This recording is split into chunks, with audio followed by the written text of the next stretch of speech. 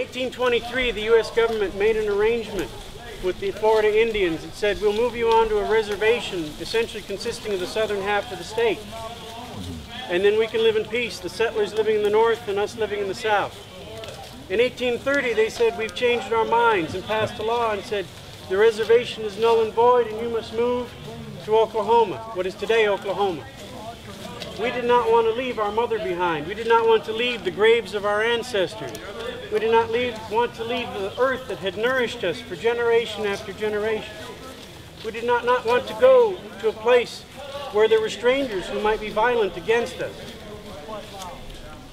So, where we didn't know the medicine plants and the lay of the land. So we decided to stay and fight.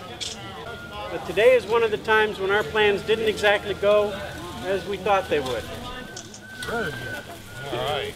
Bumpy road. Yeah. At least it's not uphill anymore. Both ways. Both ways, yes. Oh, here we got Indians!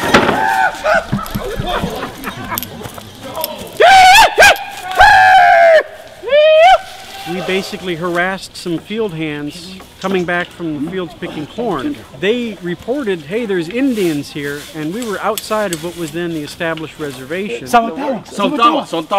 so they abandoned their cart full of corn and headed back to the fort, gave the report, which that's exactly what we wanted them to do, because it meant that the soldiers would come out to fight with us in that location, and that's exactly where we wanted them to be, because they would be most vulnerable and we would have good cover and hiding and ability to fight and an escape route. Sweep the hammock, boys!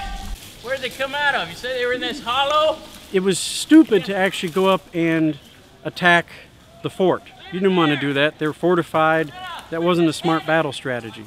So the way that we would engage the soldiers is by getting them to come to us. They come right down our throats, they did. Right down that way. Keep moving forward! Sweep the hammock! What was that firing? The soldiers sent out scouts. They found the wagon partially burned. They didn't see us. One of those great Florida heavy rains started coming down, and they decided it was time to stop looking. They grabbed the wagon. They pulled the wagon back to the fort 2 miles away. Now, what was unusual about this battle is instead of marching out on foot like they usually did, each and every one of these guys was on horseback. Now, when we lured them out, we weren't expecting them to be on horseback, and that gave us a disadvantage where we thought we were going to have the advantage. Additionally, this fort had a 24-pound howitzer cannon, which was unusual. That's a siege gun you leave at a great big coastal fort to prevent ships from coming onto shore. That's not something you really want to have horses pull through the forest. So that was very unusual. It also gave us a disadvantage. Give him another roar!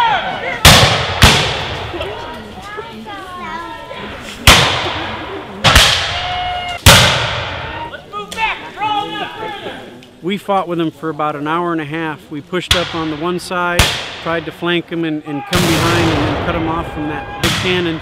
They successfully pushed us back with the horses. And we tried from the other side, and the same thing happened. They successfully pushed us back because they were mounted and we weren't. Well, we said, that's not working. How about we go in front of the cannon? It'll be dangerous for us, but they won't put the horses in front of the cannon, so we should be able to push right up to it. Well, it sounded good, but it actually didn't work either. We ran into trouble with that. So after that, a couple attempts doing that, we decided, we're not going to win this one, and retreated back into the San Felasco hammock and went into the dense parts where they wouldn't be able to follow us even on horseback without compromising their strength. And at that point, they pulled back, and since we didn't come back out, the battle was over, and we lived on to fight another day. I hope you're satisfied.